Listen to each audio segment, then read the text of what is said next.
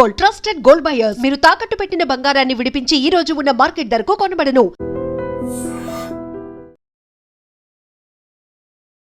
Beach ప్రమాదాలపై ఎన్నిసార్లు ఎంత అవగాహన కల్పిస్తున్నా కొంతమంది ఎందుకు పట్టించుకోవటం లేదో కూడా అర్థం కావటం లేదు. ఎందుకు ఇంత ఆవేదనగా మాట్లాడుతున్నామంటే, మొన్న కుక్కల దాడిలో భయపడి ఒక 7 ఏళ్ల బాలుడు ఆ ఫ్యామిలీ వెడ్డింగ్ యానివర్సరీ అని హ్యాపీగా ఎంజాయ్ చేసి వద్దామని చెప్పి ముందు బీచ్కి వచ్చారు. 7 ఏళ్ల పిల్లాడిని కోల్పోయినటువంటి పరిస్థితి. ఆ తర్వాత రీసెంట్గా హైదరాబాద్కు చెందిన ఒక ఫ్యామిలీ వైజాగ్లో ఒక వెడ్డింగ్కి అటెండ్ అవ్వడానికి వచ్చారు. రిటర్న్ అయిపోతున్నాం, బీచ్ చూడకుండా వెళ్తే ఎలా అనుకుని ప్లాన్ చేసుకున్నారు. కానీ అందులో ఒక 45 ఇయర్స్ ఆమె అలల ధాటికి చిక్కుకొని అందులో చనిపోయింది. ఆమెను కాపాడడానికి వెళ్ళినటువంటి యువకుడి ఆచూకీ ఇప్పటికీ లభించలేదు. ఇవి ఇలా జరుగుతూనే ఉన్నాయి. ఎప్పటికప్పుడు ఈ బీట్లో వర్క్ చేస్తున్నటువంటి పోలీసులు కూడా అవగాహన కల్పిస్తున్నారు. మీడియాలో కూడా ఈ ఘోరాలు చూస్తూనే ఉన్నారు. ఇప్పుడు లేటెస్ట్గా 3 అబ్బాయిలు ఇలా ఈ అలల ధాటికి తట్టుకోలేక వాళ్ళు కొట్టుకుపోతూ ఉంటే ప్రాణాలకు తెగించి కాపాడేవారు లేకపోతే వాళ్ళ పరిస్థితి ఏంటి, వాళ్ళ కుటుంబాల పరిస్థితి ఏంటి, ఎంత నష్టం జరుగుతుంది. అయినప్పటికీ కూడా ఎందుకు మరి ఇది సీరియస్గా ఎవరు తీసుకోవటం లేదు, అర్థం కావటం లేదు. ఈ 3 పిల్లల్ని కూడా ప్రాణాలకు తెగించి కాపాడినటువంటి పరిస్థితి ఉండటం వల్ల ప్రాణాలతో బయటపడ్డారు. లేకపోతే ఎంత ఘోరమైన నష్టాలు జరుగుతున్నాయి. సో ఇప్పటికీ కూడా బీచ్ అనేటప్పటికీ మీరు చూస్తున్నంత ఆహ్లాదంగా లోపల ఉండదు. అలల ధాటికి అలానే ఆ లోపల ఉన్నటువంటి రిప్ పవర్కి మనం ఎవరం తట్టుకోలేము. ఎటువైపు ఎలా సీ డైరెక్షన్ ఎప్పుడు ఉంటుందో మనకి తెలీదు. కాబట్టి ఆహ్లాదంగా ఎంజాయ్ చేయడానికి వచ్చే వాళ్ళు తీరంలో ఉండి చూసి వెళ్తే పర్వాలేదు. కానీ సరదాగా ఈత కొట్టాలి, సరదాగా స్నానం చేయాలి అంటే మాత్రం అందులో ప్రాణాలు పోయే పరిస్థితులు కూడా ఉంటాయి. సో సార్, మనం ఎప్పటికప్పుడు అలా అవేర్నెస్ ఇస్తూనే ఉన్నాం.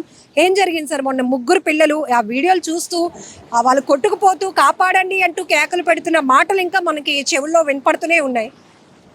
అంటే ఏం లేదమ్మా, ఈ ఆర్కే బీచ్, పాండురంగపురం అన్నవి ఈ పబ్లిక్ హాలిడేస్ లేదంటే ఈ సండేస్లో ఎక్కువ విజిటర్స్ రావడం, అది కూడా ల్యాండ్ మార్క్ ఆర్కే బీచ్ దగ్గర బస్సులు దిగి కార్ పార్కింగ్ చేసుకొని ఎక్కువ మంది విజిట్ చేసేది ఆర్కే బీచ్ అయిపోయింది.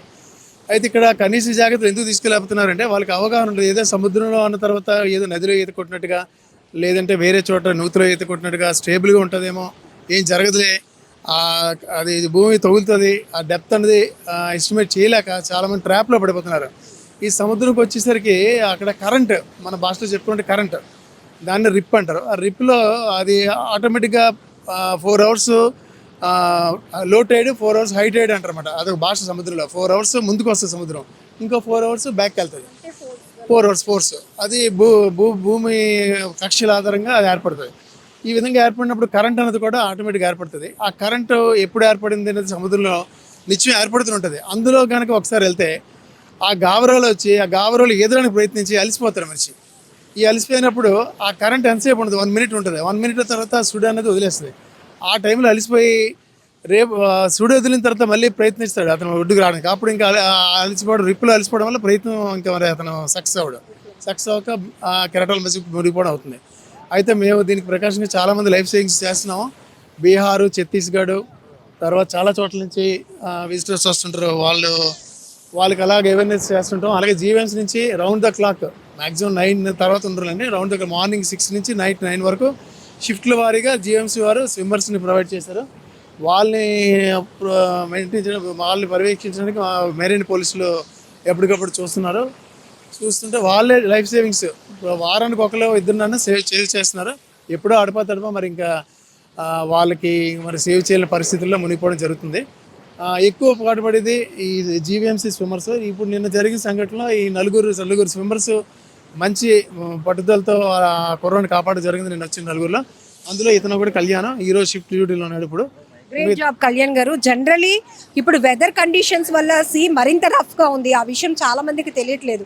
లోకల్గా ఉన్న వాళ్ళకైతే కొంత ఇక్కడ హెచ్చరిక బోర్డులు ఉంటాయి కాబట్టి ఇక్కడ స్విమ్ చేయకూడదు, ఇక్కడ ఉందాం, ఇలా ప్లాన్ చేసుకుంటారు. బట్ టూరిస్టులు ఇతర ప్రాంతాల నుంచి వచ్చే వాళ్ళకి కూడా చాలా వరకు అవేర్నెస్ లేదు. ఇప్పుడు మొన్న 3 పిల్లలు కొట్టుకుపోతున్న వాళ్ళు మన వైజాగ్ వాళ్ళే, కొబ్బరితోట ప్రాంతానికి చెందిన వాళ్ళు. ఏం జరిగింది ఆ రోజు? నమస్కారం అండి. మేము జీవీఎంసీ పరిధిలో వర్క్ చేస్తున్నాం, life guards, beach life guards. And ఏంటంటే నిన్న 3 స్నానానికి అనేసి వచ్చారు. యాక్చువల్లీ అంటే బీచ్ ప్రవాహం ఎవరికి జనాలకి ఇంచుమించు తెలీదు. మేము చెప్తున్నా సరే లోపలికి ఇంకా కొద్ది వెళ్తారు అనమాట. ఇంకా మేము ఏం చేయలేని పరిస్థితుల్లో మేము కూడా రిస్క్ చేయవలసి వస్తుంది. అదేవిధంగా నిన్న జరిగిన విషయంలో కూడా ముగ్గురు వెళ్ళిపోయారు. ముగ్గురు వెళ్తుండగా ఇద్దరేమో బయటకు వస్తారు, వెంటనే కెరటానికి ఇద్దరు లాక్కి వస్తారు మన లైఫ్ గార్డ్. అదేవిధంగా ఒక అబ్బాయి లోపలికి వెళ్తుండగా రిప్ కరెంట్లో పడిపోయాడు. ఆ రిప్ కరెంట్ అనేది చాలా డేంజర్. అది చాలా మందికి చెప్పినా సరే అర్థం చేసుకోరు అనమాట. అదేవిధంగా మేము కూడా తెగించి లోపలికి సేఫ్టీ లేకుండా ఆ ఒక్క రింగితో మొత్తం అందరం కలిసి వెళ్ళి తీసుకురావడం అనేది జరిగింది. మా లైఫ్ గార్డులు మొత్తం నలుగురం కలిసి. జనరల్గా మీరు ఎంత ట్రైన్డ్ అయినా రిప్ పవర్కి మీరు కూడా భయపడే పరిస్థితి ఉంటుంది, ఎందుకంటే ఆ ఫోర్స్కి మీరు కూడా తట్టుకోలేరు. అలాంటిది ఎవరో ప్రాణాపాయ స్థితిలో ఉంటే వాళ్ళని రక్షించడం వితౌట్ ఎనీ ఎక్విప్మెంట్, ఆ సమయంలో అవన్నీ పట్టుకొని వెళ్ళాలి అంటే వాళ్ళు ఇంకొంత దూరం వెళ్ళిపోయే ప్రమాదం ఉంది. సో ఏం చెప్తారు అసలు మీకు? యాక్చువల్లీ మేము కూడా వెళ్ళేటప్పుడు ఒక రాయి దగ్గర నించేటప్పుడు ఒక 10 నిమిషాలు అనేది మేము కూడా జడిసాం ఆ అలల కొద్దీ. ఆ రిప్ కరెంట్లో మమ్మల్ని మేము కూడా అయిపోతామనేసి భయం వేసింది కూడా. అంతే, ఇంకా చిన్నపిల్లడు కదా అనేసి ఏదైతే అది అయిందనేసి అంటే ఆ రింగ్ కూడా తీసుకెళ్ళి అతని దగ్గరికి వెళ్ళడం జరిగింది. ఎంత ఏజ్ ఉంటుందండి ఆ ముగ్గురు పిల్లలకి? 10 years, 13 years, maximum 15 years below madam. Family కాదు మేడం, ఓన్లీ సింగిల్. ముగ్గురు వచ్చేసి స్టూడెంట్స్ మేడం, చదువుకుంటూ. అలాది వచ్చేసి మనకి ఇక్కడే పూర్ణ మార్కెట్ దగ్గర మేడం, కల్లుపాకలు అనమాట. ఆ చిన్నపిల్లలకి చెప్తూనే ఉన్నారు లైఫ్ గార్డ్స్, మన మెరైన్ పోలీసులు అందరం హెచ్చరిస్తూనే ఉంటాం. చిన్న పిల్లలు కదా, వాళ్ళకి మేము సరదాగా ఆడుకోవాలి అనే ఎగ్జైట్మెంట్లో వాళ్ళు నిన్న దానికి తోడు మేడం ఈ బీచ్ అనేది మెయిన్ ఇంపార్టెంట్. మనకి అమావాస్య పౌర్ణమి అనేది చూసుకోవాలి మేడం.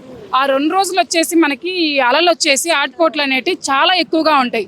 ఆ 2 రోజులలో మనం ఏమాత్రం మన కనుచూపు మేరలో కూడా మనం అబ్జర్వ్ చేయకపోతే ఖచ్చితంగా లోపలికి వెళ్ళే ప్రమాదాలు. ఈ 2 రోజుల్లో సీ చాలా బ్యూటిఫుల్ గా కూడా ఉంటుంది, అంతే డేంజరస్ మేడం. బ్యూటిఫుల్ ఎంత ఉంటుందో అది డేంజరస్ కూడా అలానే ఉంటుంది. ఆ 2 రోజులు అనేది మనకి మంత్లీలో చాలా ఇంపార్టెంట్ డేస్.